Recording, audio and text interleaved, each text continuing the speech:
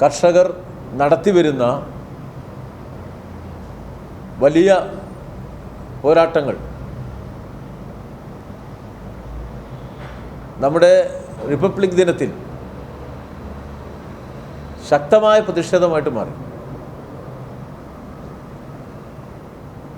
സാധാരണഗതിയിൽ കൃഷിക്കാരുയർത്തിയ വിഷയങ്ങളുടെ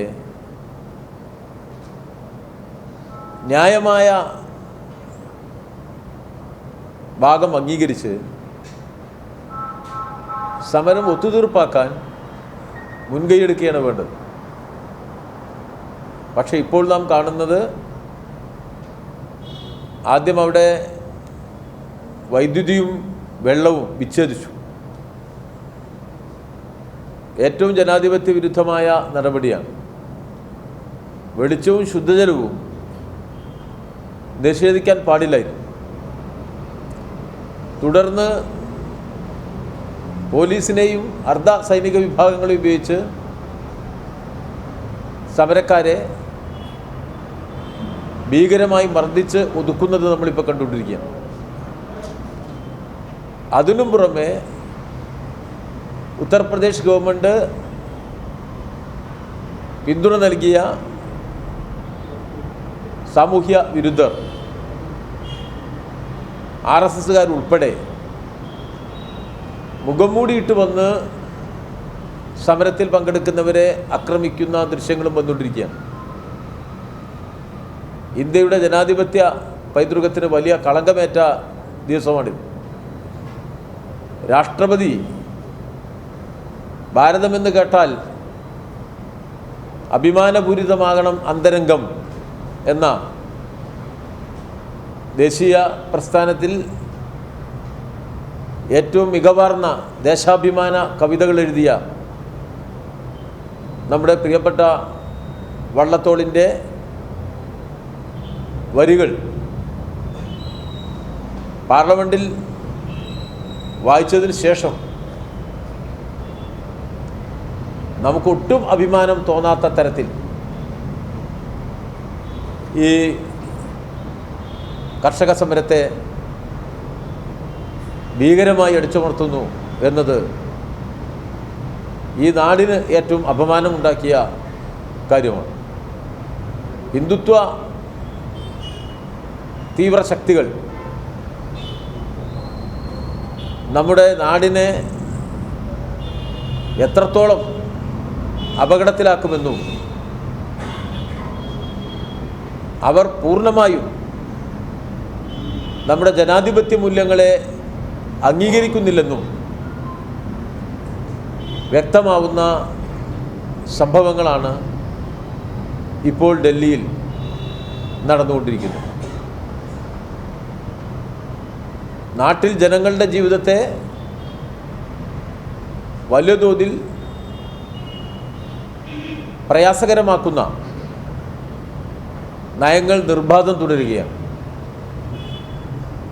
പെട്രോളിയം ഉൽപ്പന്നങ്ങളുടെ വില ലോകത്തിന് ഏറ്റവും വലുത് ഇപ്പോൾ ഇന്ത്യയിലാണ്. ഏറ്റവും കൂടുതൽ പണം നാം കൊടുക്കുകയാണ്. അത്തരം വിഷയങ്ങളിൽ ജനങ്ങൾക്ക് ഈ ഭരണത്തോടുള്ള കടുത്ത എതിർപ്പുണ്ട്. ദശലക്ഷക്കണക്കിന് മനുഷ്യരുടെ തൊഴിൽ നഷ്ടപ്പെട്ടു കഴിഞ്ഞു. അവർക്ക് യാതൊരു സാമൂഹ്യ സുരക്ഷയും ലഭിക്കുന്നില്ല. തീവ്ര വർഗീയതക്കപ്പുറത്ത് ജനങ്ങൾക്ക് അനുകൂലമായ ഒന്നും നൽകാൻ കഴിയാത്ത ഒരു വിഭാഗമാണ് BJP എന്നിപ്പോൾ കൂടുതൽ ബോധ്യപ്പെട്ടു. BJPയുടെ ഈ തെറ്റായ നിലപാടുകൾക്കെതിരായ ശക്തമായ ബഹുജന പ്രക്ഷോഭങ്ങൾ രാജ്യവ്യാപകമായി വളർന്നു വരും എന്നത് നിസ്തർക്കമാണ്. കേരളത്തിലെ ഇടതുപക്ഷം, വിശേഷിച്ച് CPIM ഈ നയങ്ങൾക്കെതിരായ പ്രവർത്തനങ്ങളുടെ ഏറ്റവും മുന്നിൽ അണിനിരന്നുകൊണ്ട് ബഹുജനങ്ങളെ ഈ നിലപാടിന് എതിരായിട്ട് അണിനിരത്താനാണ് തീരുമാനിച്ചിട്ടുള്ളത്. ഫെബ്രുവരി മാസം 6-ന് ഇപ്പോൾ LDF കേന്ദ്ര ഗവൺമെൻറ് നിലപാടുകൾക്കെതിരായി സായാഹ്ന പ്രതിഷേധ സംഗമങ്ങൾ സംഘടിപ്പിക്കുന്നുണ്ട്. ആ പ്രതിഷേധ സമര പരിപാടിക്ക് എല്ലാവിധ പിന്തുണയും പങ്കാളിത്തവും CPIMൻ്റെ ഭാഗത്തുനിന്ന് ഉണ്ടാവും. കേരളത്തിൽ കോൺഗ്രസ് കൂടുതലായി നമ്മുടെ നാട്ടിലെ മതാധിഷ്ഠിത രാഷ്ട്രീയ ചേരിയുമായി കൂട്ടുകെട്ടിലേർപ്പെട്ടുകൊണ്ടിരിക്കുകയാണ്. തദ്ദേശ സ്വയംഭരണ സ്ഥാപനങ്ങളിലേക്കുള്ള തെരഞ്ഞെടുപ്പിൽ കോൺഗ്രസ് ജമാഅത്തെ ഇസ്ലാമിയും വെൽഫെയർ പാർട്ടിയുമായും രാഷ്ട്രീയ സഖ്യത്തിൽ ഏർപ്പെടുകയുണ്ടായി. അതവർ തുടരും എന്നാണ് നമുക്ക് മനസ്സിലാക്കാൻ സാധിക്കുന്നത്. ജമാഅത്തെ ഇസ്ലാമി നമ്മുടെ നാട്ടിലെ മുസ്ലിം ജനവിഭാഗത്തെ മതാധിഷ്ഠിത രാഷ്ട്രീയ ചേരിയിൽ അണിനിരത്തുക എന്ന നിലയിൽ പ്രവർത്തിക്കുന്ന ഒരു പ്രസ്ഥാനമാണ്. ആ പ്രവർത്തനം വിപുലപ്പെടുത്താനാണ് വെൽഫെയർ പാർട്ടിയെ അവർ ഉപയോഗപ്പെടുത്തുന്നത്. കഴിഞ്ഞ തദ്ദേശ സ്വയംഭരണ സ്ഥാപനങ്ങളിലേക്കുള്ള തെരഞ്ഞെടുപ്പിൽ ഇത്തരമൊരു മുന്നണി കോൺഗ്രസ് രൂപീകരിച്ചത് കണ്ടുപിടിക്കപ്പെട്ടു. ആ മുന്നണിയെ ജനങ്ങൾ നിരാകരിച്ചു. ഇപ്പോഴും കോൺഗ്രസ് ആ ജമാഅത്തെ ഇസ്ലാമി ബന്ധം തുടരുകയാണ്. നിരവധി പഞ്ചായത്തുകളിൽ ജമാഅത്തെ ഇസ്ലാമി പിന്തുണയിൽ കോൺഗ്രസ്സുകാർ പ്രസിഡന്റ് സ്ഥാനത്തിരിക്കുകയാണ്.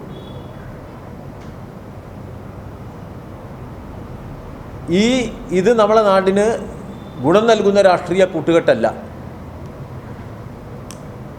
ഇവിടെ ഹിന്ദുത്വ ശക്തികൾ നമ്മുടെ നാട്ടിൽ അപകടകരമായ രാഷ്ട്രീയം കൈകാര്യം ചെയ്യുകയും വിദ്വേഷത്തിൻ്റെതായ രാഷ്ട്രീയ അന്തരീക്ഷം സൃഷ്ടിക്കാൻ ശ്രമിക്കുകയുമാണ്. ആ വെറുപ്പിൻ്റെയും വിദ്വേഷത്തിൻ്റെയും രാഷ്ട്രീയം സമൂഹത്തിൽ സൃഷ്ടിച്ച് മതപരമായ ചേരിതിരിവുണ്ടാക്കാൻ ശ്രമിക്കുന്ന സംഘപരിവാർ നിലപാടിനെ എതിർക്കുക എന്നതാണ് പ്രധാനം. അതിനു പകരം മറ്റൊരു മതമൗലികതാ ചേരി ഉണ്ടാക്കുക എന്ന നിലപാടല്ല. CPIMനെ സംബന്ധിച്ചിടത്തോളം വളരെ വ്യക്തമായ നിലപാട് ഇക്കാര്യത്തിൽ സ്വീകരിച്ചിട്ടുള്ള ഒരു പാർട്ടിയാണ് CPIM. ഒരു ഘട്ടത്തിലും ഒരു തരം ചാഞ്ചാട്ടവും ഈ വിഷയത്തിൽ CPIMനുണ്ടായിട്ടില്ല. ഇന്ത്യയിൽ ഉറച്ച മതനിരപേക്ഷ നിലപാടുള്ള പാർട്ടിയാണ് CPIM. എല്ലാ സന്ദർഭത്തിലും ഞങ്ങൾ കൃത്യമായ നിലപാടാണ് സ്വീകരിച്ചു പോന്നിട്ടുള്ളത്. ഇവിടെ BJP അധികാരത്തിൽ വന്നപ്പോൾ അവർ ഒന്നൊന്നായി ന്യൂനപക്ഷ വിരുദ്ധ നിലപാടുകൾ സ്വീകരിച്ചു. അവർ ജമ്മു കശ്മീരിൻ്റെ പ്രത്യേക അവകാശം എടുത്തു കളഞ്ഞു. പൗരത്വ ഭേദഗതി നിയമം പാസാക്കി. ഈ രണ്ട് സന്ദർഭത്തിലും ഏറ്റവും ശക്തമായ വിമർശനം അതിനെതിരായിട്ട് ഉയർത്തിയത് CPIM ആണ്. ജമ്മു കാശ്മീരുമായി ബന്ധപ്പെട്ട വിഷയത്തിൽ സുപ്രീം കോടതിയിൽ കേസ് കൊടുത്തത് CPM ആണ്. നമ്മുടെ മതേതര നിലപാടുകൾക്ക് വിരുദ്ധമായി പ്രധാനമന്ത്രി അയോധ്യയിൽ ശിലാസ്ഥാപനം നടത്തുന്നതിനെ വിമർശിച്ചത് CPM ആണ്. ഇപ്പോൾ ഉത്തർപ്രദേശ് ഗവൺമെൻറ് അയോധ്യ ക്ഷേത്ര നിർമ്മാണത്തിൽ നിർബന്ധമായി പിരിവ് നടത്തുന്നതിനെ എതിർക്കുന്ന പാർട്ടിയും എതിർത്ത പാർട്ടിയും CPIM ആണ്. BJPയുടെ വർഗീയ നിലപാടുകൾക്കെതിരെ ഉറച്ച നിലപാടുമായി, ചാഞ്ചാട്ടമില്ലാത്ത നിലപാടുകളുമായി CPM ഏറ്റവും മുന്നിലാണ് നിൽക്കുന്നത്.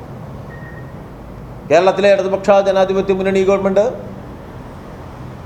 മുഖ്യമന്ത്രി സഖാവ് പിണറായി വിജയൻ്റെ നേതൃത്വത്തിൽ പൗരത്വ ഭേദഗതി നിയമത്തിനെതിരായി എല്ലാ വിഭാഗത്തെയും ഒരുമിപ്പിക്കാനാണ് പരിശ്രമിച്ചത്. അതാണ് CPMൻ്റെ നിലപാട്. ആ CPMനെയാണ് ജമാഅത്തെ ഇസ്ലാമി എതിർക്കുന്നത്. BJPക്കെതിരായി ഏറ്റവും ശക്തമായ നിലപാട് സ്വീകരിക്കുന്ന CPMനെയാണ് വർഗീയവാദികൾ എന്ന് വിളിക്കുന്നത്.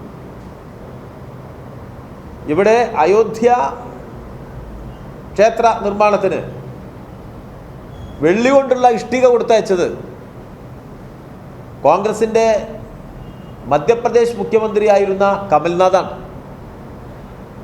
വെള്ളി കൊണ്ടുള്ള ഇഷ്ടികയാണ് കൊടുത്തയച്ചത്. അതാണ് കോൺഗ്രസ് നിലപാട്. തൊട്ടടുത്ത പോണ്ടിച്ചേരിയിൽ അടുത്ത ദിവസങ്ങളിലാണ്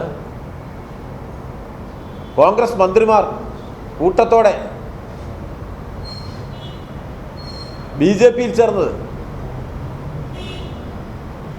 കോൺഗ്രസിൻ്റെ മൃദു ഹിന്ദുത്വ നിലപാടുകൾക്ക് നിരവധി ഉദാഹരണങ്ങളുണ്ട്.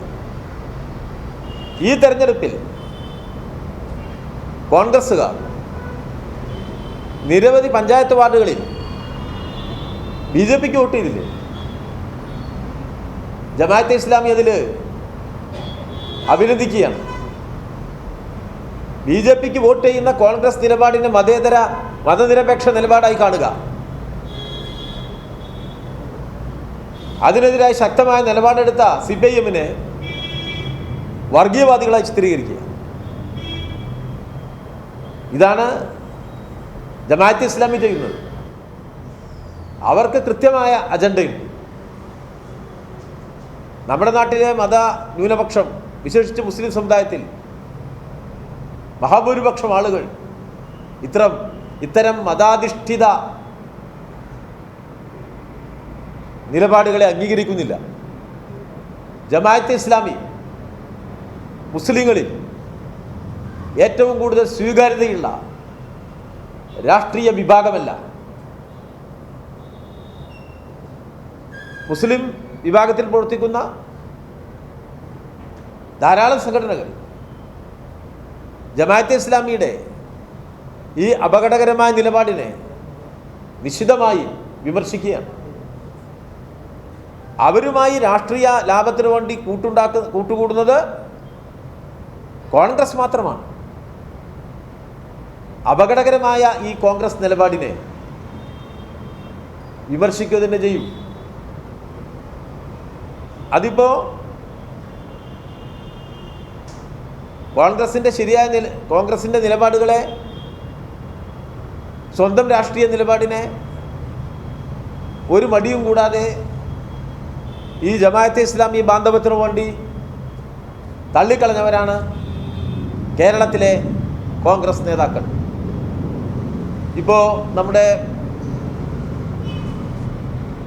റിസർവേഷനുമായി ബന്ധപ്പെടുത്തിയ വിഷയങ്ങളിലെ നിലപാടുമായി ബന്ധപ്പെടുത്തിയ നമുക്ക് കാണാൻ കഴിയും. 10% സംവരണം റിസർവേഷൻ ആനുകൂല്യങ്ങൾ ലഭിക്കാത്തവർക്ക് നൽകുക എന്നത് കോൺഗ്രസ് നിലപാടല്ലേ?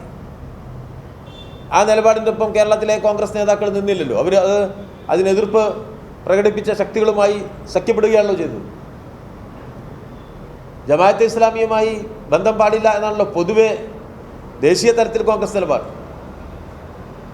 ആ നിലപാടും കേരളത്തിലെ കോൺഗ്രസ്സുകാർ തള്ളിക്കളയുകയാണ് ചെയ്തത്. ഉമ്മൻചാണ്ടി കഴിഞ്ഞ തെരഞ്ഞെടുപ്പിൽ കേരളത്തിൽ UDF നയിച്ച നേതാവായിരുന്നു. ആ സമയത്തല്ലേ ഈ നേമം മണ്ഡലത്തിൽ ദുർബല സ്ഥാനാർത്ഥിയെ നിർത്തി O രാജഗോപാലിനെ കേരള നിയമസഭയിൽ ജയിക്കാൻ സൗകര്യമൊരുക്കി കൊടുത്ത്? അതിൻ്റെ വിപുലീകരണമല്ലേ ഈ കഴിഞ്ഞ കോർപ്പറേഷൻ തെരഞ്ഞെടുപ്പിൽ നമ്മളിവിടെ കണ്ടത്? BJP ജയിപ്പിക്കാൻ ഒരു വാർഡിൽ 84 വോട്ടാണല്ലോ കോൺഗ്രസ് സ്ഥാനാർത്ഥി കിട്ടിയത്. വോട്ട് മുഴുവൻ മറിച്ച് ചെയ്തു കൊടുത്തില്ലേ?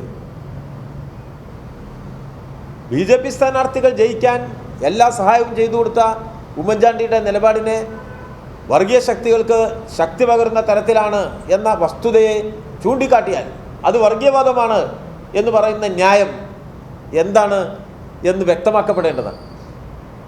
നമ്മുടെ സ്വാഭാവികമായ ബോധസങ്കല്പത്തിലെ വിശകലന രീതികളിൽ ഈ വിമർശനം വർഗീയമാവുന്നത് എങ്ങനെയാണ് എന്ന് നമുക്ക് തിരിച്ചറിയാൻ കഴിയില്ല.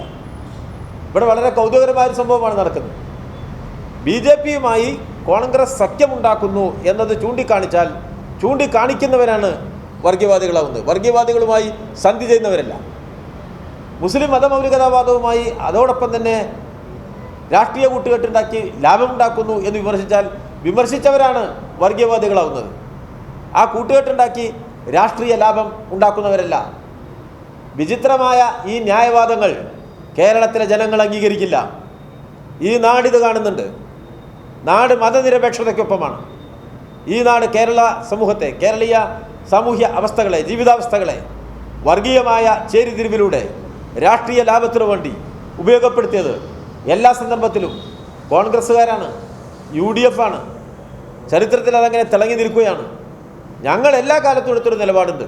അത് വർഗീയതക്കെതിരായ നിലപാടാണ്. അത് ഹിന്ദുത്വ വർഗീയതക്കെതിരായി, പ്രധാനമായും അത് ഭൂരിപക്ഷ വർഗീയതയാണ് എന്നുള്ളതുകൊണ്ട് ഹിന്ദുത്വ വർഗീയതക്കെതിരായ നിലപാടാണ്. അതേസമയം അതിനൊരു മറുവശത്ത് മുസ്ലിം മതാധിഷ്ഠിത രാഷ്ട്രീയം കൊണ്ട് സങ്കുചിത താല്പര്യങ്ങൾ സംരക്ഷിക്കാം എന്ന നിലപാട് വന്നാൽ അതിനെ വിമർശിക്കുന്നത് തന്നെയാണ് CPIMൻ്റെയും ഇടതുപക്ഷത്തിൻ്റെയും രാഷ്ട്രീയ നിലപാട്. ഇവിടെ ഇപ്പോൾ കോൺഗ്രസ് നേതൃത്വത്തിന് കൃത്യമായ സ്വന്തം രാഷ്ട്രീയ നിലപാടുകളെ വിശദീകരിക്കാൻ കഴിയുന്നില്ല. എന്തുകൊണ്ട് നിങ്ങൾ ജമാഅത്തെ ഇസ്ലാമിയുമായി രാഷ്ട്രീയ സഖ്യമുണ്ടാക്കി? ആ ചോദ്യത്തിന് ഉത്തരവില്ല. എന്തുകൊണ്ട് നിങ്ങൾ നിങ്ങളുടെ വോട്ട് കൂട്ടത്തോടെ BJPക്ക് കൊടുത്തു? അതിനും ഉത്തരമില്ല. കേരളീയ സമൂഹം ഇതിൻ്റെ ഉത്തരമാണ് പ്രതീക്ഷിക്കുന്നത്. ആ ചോദ്യം ചോദിച്ചാൽ അതിനു പകരം ചോദിച്ചവരെ നോക്കി നിങ്ങൾ വർഗീയവാദികളാണ് എന്ന മറുപടിയല്ല, വ്യക്തമാക്കപ്പെടേണ്ടത് ഇതാണ്. നിങ്ങൾ ഈ രാഷ്ട്രീയ സഖ്യം ഉണ്ടാക്കിയത് എന്തിനാണ്? ഈ രാഷ്ട്രീയ സഖ്യം നിങ്ങൾ തുടരുമോ? അത് വ്യക്തമാക്കേണ്ടതുണ്ട്, അതറിയേണ്ടതുണ്ട്. ഈ ചോദ്യം ചോദിക്കുന്നത് അനുഭവത്തിൻ്റെ പശ്ചാത്തലത്തിലാണ്. നമ്മുടെ കേരളത്തിലെ ജനങ്ങൾ ഇത് കണ്ടിരിക്കുകയാണ്. തദ്ദേശ സ്വയംഭരണ തെരഞ്ഞെടുപ്പിൽ കേരളത്തിലെ ജനങ്ങൾ ഈ മുന്നണിയെ കയ്യോടെ പിടിച്ചു. ഇവരുടെ ഗൂഢാലോചന കയ്യോടെ പിടിച്ചു ജനം. ഇങ്ങനെയാണ് കേരളത്തിൽ നടക്കുന്നത് എന്നൊരു തിരിച്ചറിവ് കേരളീയ സമൂഹത്തിനുണ്ടായി. അതുകൊണ്ടാണ് അവർ ഇടതുപക്ഷത്തെ കാത്തുരക്ഷിച്ചത്.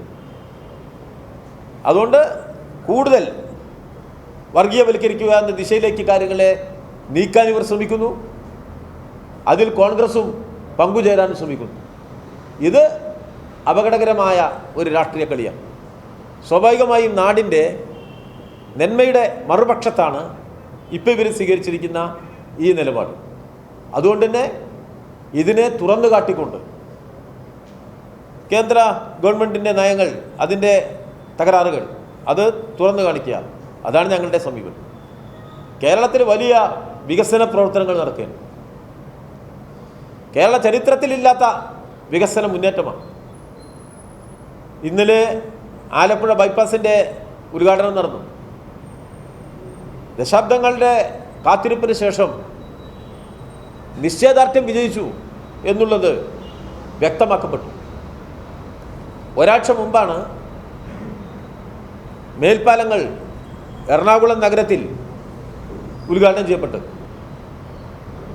ഇപ്പോൾ അതിൽ യാത്ര ചെയ്തു വരുന്ന ഏതൊരാൾക്കും മണിക്കൂറുകളുടെ ലാഭമാണ്. ട്രാഫിക് ജാമിൽ കെട്ടിക്കിടക്കേണ്ട കാര്യമില്ല. വലിയ വികസന മുന്നേറ്റമുണ്ടായി.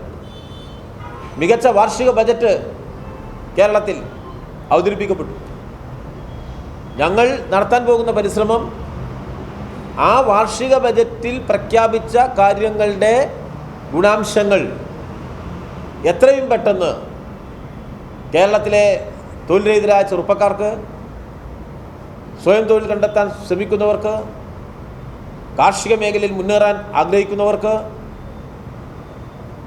സ്വയം തൊഴിലുകൾ കണ്ടെത്താൻ ശ്രമിക്കുന്നവർക്ക് എല്ലാം സഹായകരമായി പ്രയോഗത്തിൽ കൊണ്ടുവരുന്നതിന് വേണ്ടിയാണ്.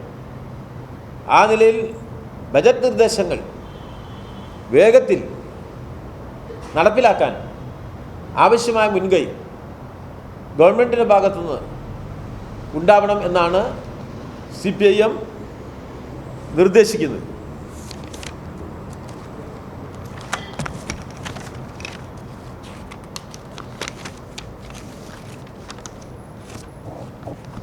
അതോടൊപ്പം ഞാൻ ആദ്യം സൂചിപ്പിച്ച പെട്രോളിയം ഉൽപ്പന്നങ്ങൾക്കെതിരായ പ്രക്ഷോഭം ശക്തിപ്പെടുത്താനും ഇപ്പോൾ നമ്മൾ തീരുമാനിച്ചിട്ടുണ്ട്. ഇടതുപക്ഷ ജനാധിപത്യ മുന്നണി ഫെബ്രുവരി മാസം 13, 14 തീയതികളിൽ തുടങ്ങി 26-ന് യഥാക്രമം തൃശ്ശൂരിലും തിരുവനന്തപുരത്തും സമാപിക്കുന്ന പ്രചരണ ജാഥകൾ വലിയ വിജയമാക്കുന്നതിന് വേണ്ടിയുള്ള പ്രവർത്തനങ്ങൾ വിജയിപ്പിക്കാനും ഇപ്പോൾ CPIM തീരുമാനിച്ചിട്ടുണ്ട്. ഇത്രയും കാര്യങ്ങളാണ് സൂചിപ്പിക്കാനുള്ളത്.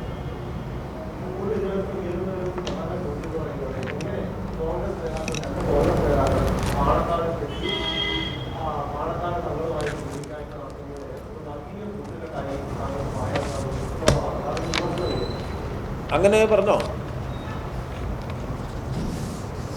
നിങ്ങളുടെ ചോദ്യം മാത്രമേ ഉള്ളൂ. അങ്ങനെ ഞാൻ പറഞ്ഞിട്ടില്ല.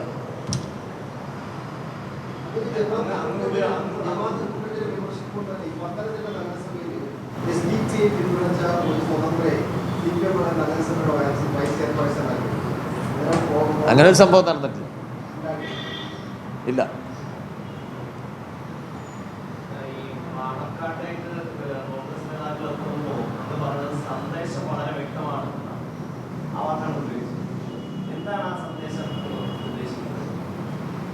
അതാണ് വ്യക്തമാക്കേണ്ടത്. അവർ ഈ മത മൗലികതവാദ ശക്തികളുമായി കോൺഗ്രസ്, വിശേഷിച്ച് വെൽഫെയർ പാർട്ടിയുമായിട്ടൊക്കെ ഉണ്ടാക്കിയ സഖ്യം കൂടുതൽ വിപുലപ്പെടുത്തുമോ എന്ന് ന്യായമായ സംശയമാണല്ലോ.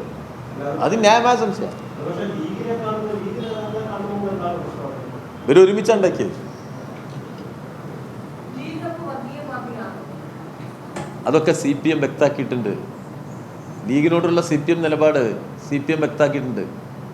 അത് അറിയാത്ത മാധ്യമ പ്രവർത്തകർ സാധാരണ ഉണ്ടാവാൻ സാധ്യതയില്ല.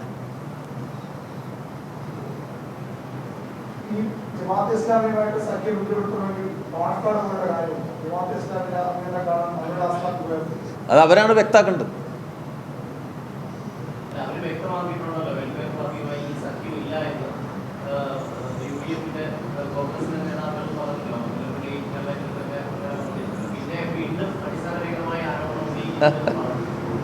ഇവിടെ ഇതൊക്കെ കയ്യോടെ കണ്ടുപിടിക്കപ്പെട്ടപ്പോഴേ ഇത് കയ്യോടെ പിടിച്ചല്ലോ, ജനം നിരാകരിച്ചു. അപ്പോൾ സഖ്യം തുടരണം. ആ തുടരുന്നതിന് വേണ്ടിയുള്ള ന്യായവാദമാണ് ഈ നിലയിൽ ഉന്നയിച്ചിട്ടുള്ളത്.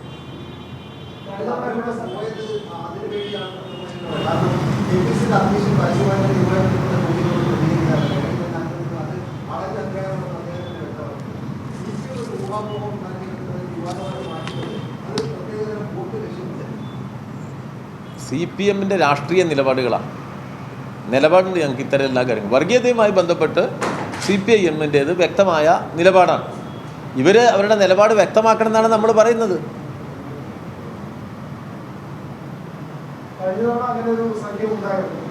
അത് വിജയിച്ചില്ല. കാരണം അന്ന് പറഞ്ഞ ജമാഅത്തെ ഇസ്ലാമി മുസ്ലിം സമുദായത്തിന് ഭൂരിപക്ഷത്തിൽ മാത്രം ഉൾപ്പെടുന്ന സമുദായത്തിൽ ഉൾപ്പെടുന്ന ഒരു സംഘടനയോ ഒരു പാർട്ടിയോ അങ്ങനെയെങ്കിൽ എന്തുകൊണ്ട് CPM ആശങ്കപ്പെടണം? UDF-ഉം കോൺഗ്രസും ജമാഅത്തെ ഇസ്ലാമിയുടെ സഖ്യത്തിൽ വന്നാൽ ജനം തിരസ്കരിച്ചതിൽ കൂടുതൽ അത് നമ്മൾ തന്നെ തീരുമാനിക്കണം. ഒരു തെറ്റായ ആശയത്തിൻ്റെ പിറകിൽ എത്ര ആളുണ്ട് എന്നതല്ല വിഷയം. അത് തെറ്റായ ആശയമാണ്. ആ ആശയത്തിന് ചുറ്റും നിഷ്കളങ്കരായ ആളുകളെ അണിനിരത്താൻ അവർ പരിശ്രമിക്കും. അത് നമ്മുടെ സമൂഹത്തിന് ദോഷമാണ്. അതുകൊണ്ടാണ് അത്തരം ആശയങ്ങളെ CPIM എതിർക്കുന്നത്. നമ്മുടെ സമൂഹത്തിൽ ഇപ്പം രൂപപ്പെടേണ്ട തീവ്ര ഹിന്ദുത്വ വിരുദ്ധമായ ജനങ്ങളുടെ പൊതുയോജിപ്പുണ്ട്. അതിലെല്ലാ വിഭാഗം ജനങ്ങളും അണിനിരക്കണം. ജനങ്ങൾ വർഗീയമായി ചേരിതിരിഞ്ഞ് നിന്നാൽ അതിൻ്റെ ഗുണഭോക്താവ് BJP-യാണ്. അപ്പോൾ സ്വാഭാവികമായിട്ടും എല്ലാ ഈ BJP-ക്കെതിരായി എല്ലാ മതനിരപേക്ഷ ശക്തികളെയും ഒന്നിപ്പിക്കുകയാണ് വേണ്ടത്. എല്ലാ മതത്തിലുമുള്ള പാവപ്പെട്ടവരുടെ ഐക്യമാണ് CPIM ആഗ്രഹിക്കുന്നത്.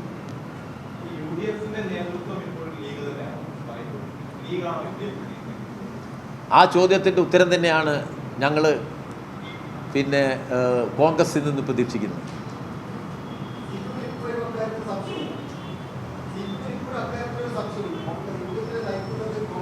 പറയട്ടെ,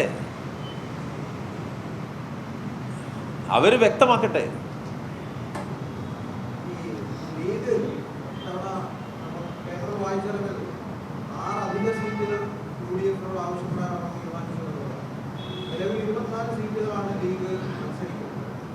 ഘടകകക്ഷികളിൽ ജോസഫും അടക്കമുള്ളവരും കൂടുതൽ അധിക സീറ്റ് ആവശ്യപ്പെടും. ചില സീറ്റുകളിലൊക്കെ സ്ഥാനാർത്ഥികൾ KPCC അധ്യക്ഷനൊക്കെ മത്സരിക്കാൻ ചില സീറ്റുകളിൽ താല്പര്യം പ്രകടിപ്പിക്കുന്ന ഘട്ടത്തിൽ തന്നെ അത് പറ്റില്ല എന്നൊരു സ്റ്റാൻഡ് ലീഗ് എടുക്കുകയും ചെയ്തു. അത്തരം ഒരു സാഹചര്യങ്ങൾ നിൽക്കുന്ന പശ്ചാത്തലത്തിലാണോ അത് അതിൻ്റെ ഒരു ആകെത്തുകയായിട്ടാണോ ലീഗാണ് ഇതിനെ നയിക്കുന്നത് ഒരു ധാരണയിലേക്ക് വരുന്നത്?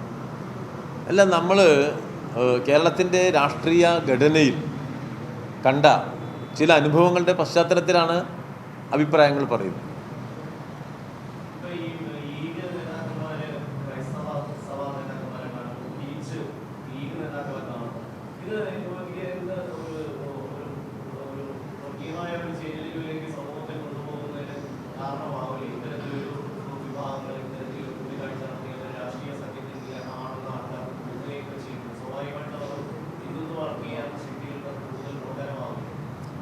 അല്ല, ഇതിപ്പോൾ കാണുകയല്ലേ, അവർ കണ്ടുകൊണ്ടിരിക്കുന്നുണ്ട്, നമ്മളും കണ്ടുകൊണ്ടിരിക്കുന്നു.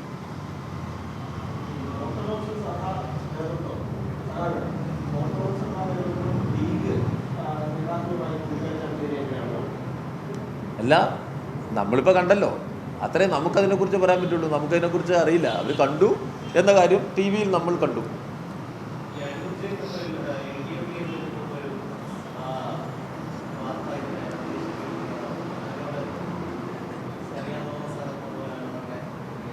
അല്ല, കാര്യങ്ങൾ മുൻകൂട്ടി നിങ്ങൾ മനസ്സിലാക്കുന്ന അത്ര വേഗതയിൽ നമ്മൾ മനസ്സിലാക്കിയില്ല. അതുകൊണ്ട് അതിനെക്കുറിച്ച് അഭിപ്രായം പറയാൻ വയ്യ.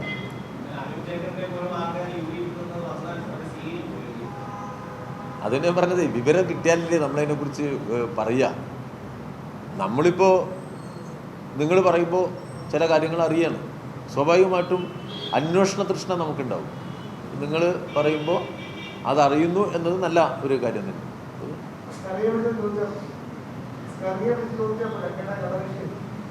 അല്ല, അതിപ്പോൾ നിങ്ങൾ പത്രപ്രവർത്തക സുഹൃത്തുക്കൾ വളരെ മാന്യന്മാരായതുകൊണ്ട് അറിഞ്ഞ വിഷയങ്ങളൊക്കെ നമ്മോട് പറയും. നമ്മളത് മനസ്സിലാക്കിയ പോരെ.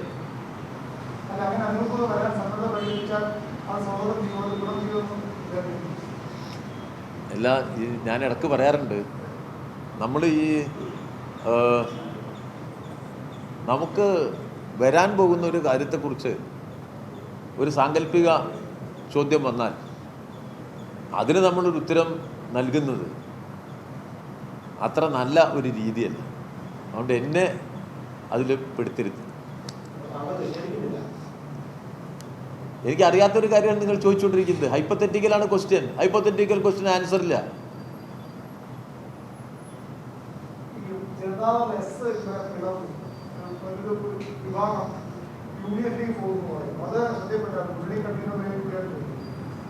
അത് സംബന്ധിച്ച് ജനതാദൾ എസ് നേതൃത്വം കാര്യങ്ങൾ വ്യക്തമാക്കിയിട്ടുണ്ട്. ശ്രീ CK നാണു കാര്യങ്ങൾ വ്യക്തമാക്കിയിട്ടുണ്ട്.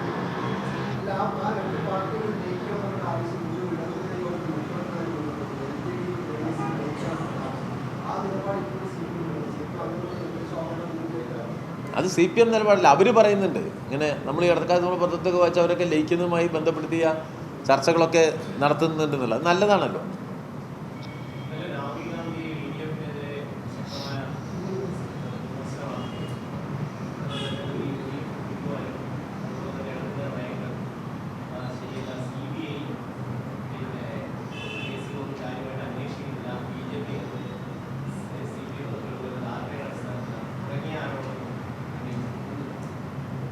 അത് നമ്മൾ രാഹുൽ ഗാന്ധി കേരളത്തിൽ വന്ന സ്ഥിതിക്ക് കേരളത്തിലെ ഇടതുപക്ഷ ജനാധിപത്യ മുന്നണിക്കെതിരായിട്ട് കുറച്ച് കാര്യങ്ങൾ പറഞ്ഞു പോകുന്നു, അത്രയേ ഉള്ളൂ.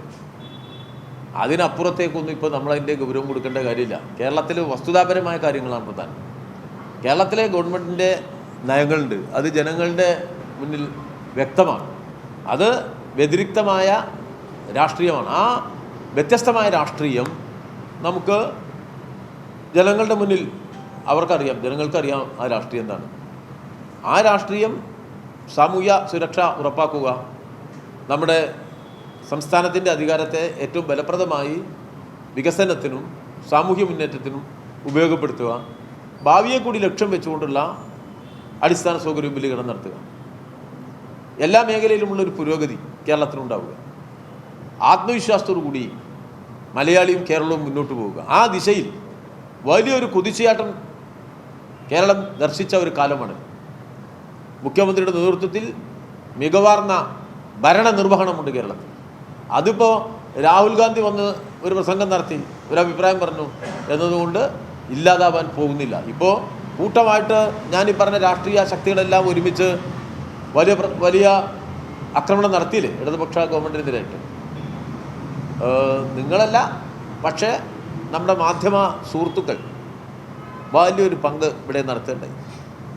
എന്തെല്ലാം അഭ്യാസങ്ങളായിരുന്നു, എത്ര മണിക്കൂറുകളാണ്, എന്തെല്ലാം ചേരുവകളാണ്, എല്ലാം ചേർത്ത് ഇടതുപക്ഷത്തെ ഒതുക്കിക്കളയാം എന്ന് കരുതിയ അനുഭവം നമ്മുടെ മുന്നിലുണ്ടല്ലോ. അവസാനം ഒതുക്കാൻ വന്നവരാണ് ഒതുങ്ങിപ്പോയത് എന്നതും കേരളം കണ്ടതാണ്. അപ്പോൾ എൻ്റെ ബഹുമാന്യരായ മാധ്യമ സുഹൃത്തുക്കൾ ഈ അനുഭവത്തിൻ്റെ പശ്ചാത്തലത്തിൽ ആ പ്രവർത്തനം അവസാനിപ്പിക്കും എന്ന് ഞാൻ കരുതേണ്ടതില്ല.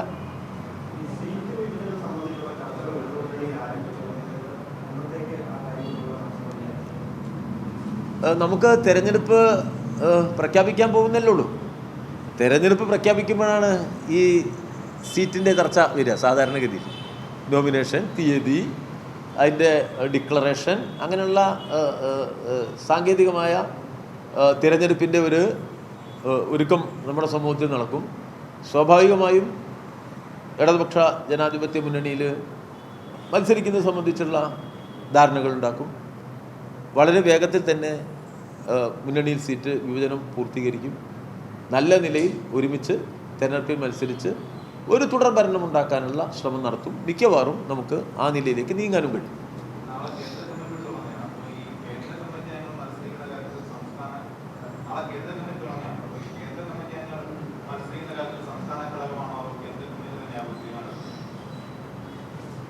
അതൊക്കെ വ്യവസ്ഥാപിതമായിട്ട് നമ്മൾ ഒരു രീതി ഉണ്ട് പാർട്ടിയിൽ. അതനുസരിച്ച് നമ്മളങ്ങ് തീരുമാനിക്കും. നാളത്തെ കേന്ദ്ര കമ്മിറ്റി ഇപ്പോൾ ഏതായാലും തെരഞ്ഞെടുപ്പിൻ്റെ സ്ഥാനാർത്ഥി നിർണ്ണയം പോലെയുള്ള കാര്യങ്ങളുടെ ഒരു കമ്മിറ്റിയല്ല. സ്വാഭാവികമായിട്ടും അത് രാഷ്ട്രീയ കാര്യങ്ങളാണ് ചർച്ച ചെയ്യുക. രാഷ്ട്രീയ കാര്യങ്ങൾ ചർച്ച ചെയ്യുമ്പോൾ അതിൻ്റെ അനുബന്ധമായി തീർച്ചയായിട്ടും കേരളത്തിൻ്റെ രാഷ്ട്രീയ സ്ഥിതിഗതികളും ചർച്ച ചെയ്യും. അതിൻ്റെ അടിസ്ഥാനത്തിൽ പിന്നീട് കാര്യങ്ങളിലേക്ക് പോവുകയാണ് ചെയ്യും.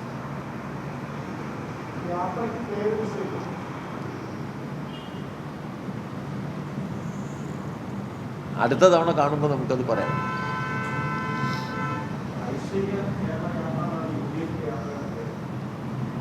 ഞാൻ അതിനെക്കുറിച്ച് ഇപ്പോൾ ഒരു കമൻറ്റ് വന്നാൽ വേണ്ട, പോട്ടെ. ഏ ഏ അല്ല, ഈ വേണ്ട, അത് നമ്മൾ അവരിട്ടൊരു പേരിനോട് നമ്മളിപ്പോൾ ഒരു കമൻറ്റ് വേണ്ട.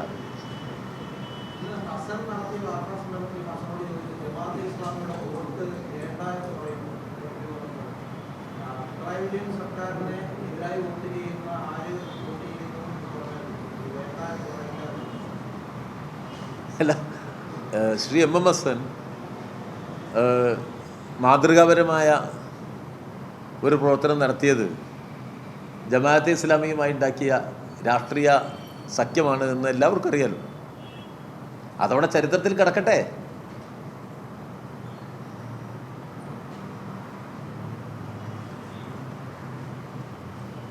പോരെ.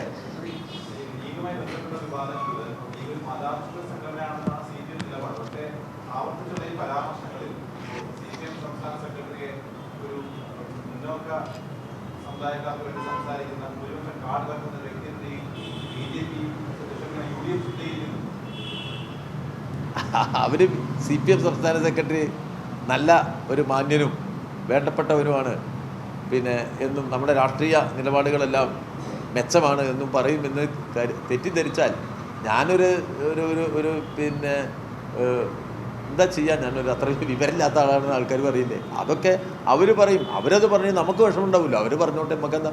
അവർ പറഞ്ഞുകൊണ്ട് ഇപ്പോൾ ചെന്നിത്തല പറഞ്ഞു, അല്ലെങ്കിൽ ജമാഅത്തെ ഇസ്ലാമി പറഞ്ഞു, അല്ലെങ്കിൽ ലീഗ് പറഞ്ഞു, അതൊക്കെ രാഷ്ട്രീയ അഭിപ്രായ പ്രകടനങ്ങളാണ്. അതിനെ അങ്ങനെ കണ്ടാൽ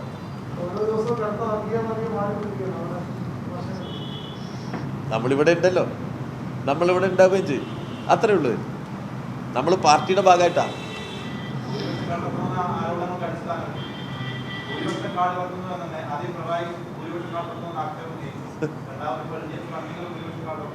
LDF എപ്പോഴും CPM വിശേഷിച്ചും അതിൻ്റെ രാഷ്ട്രീയ നിലപാടുകളാണ് ജനങ്ങളോട് പറയുക.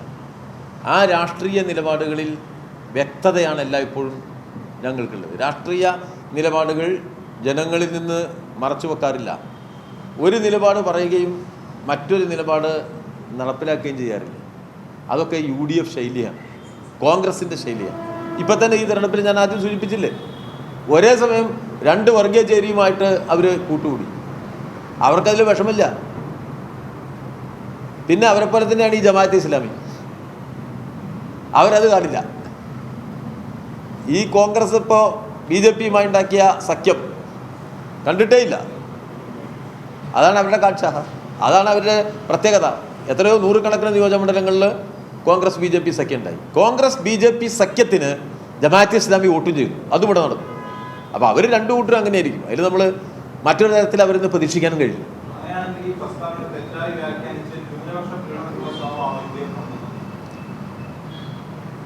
UDFൻ്റെത് ഒരു നിലവാരമില്ലാത്ത രാഷ്ട്രീയമാണ്, അവസരവാദപരമായ രാഷ്ട്രീയമാണ്. അതിനെ വിമർശിക്കുക എന്നുള്ളതാണ് ഞങ്ങൾ ചെയ്തത്. അതിലെ അപകടകരമായ ഭാഗത്തെയും ഞങ്ങൾ ചൂണ്ടിക്കാണിക്കുകയുണ്ടായി. ആ ചൂണ്ടിക്കാട്ടിയ വിമർശനത്തിന് ഇതുവരെ വ്യക്തമായ മറുപടി കോൺഗ്രസിൻ്റെ ഭാഗത്തുനിന്നുണ്ടായിട്ടില്ല. ഹസൻ